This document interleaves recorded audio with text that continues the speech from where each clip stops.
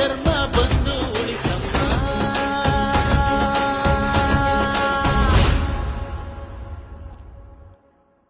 ಪಾಪ ಪುಣ್ಯ ಲೆಕ್ಕ ಹಾಕಿ ಬರ್ತಾಳ್ ನಮ್ಮಮ್ಮ, ನ್ಯಾಯ ನೀತಿ ಒಂದೇ ಲೆಕ್ಕ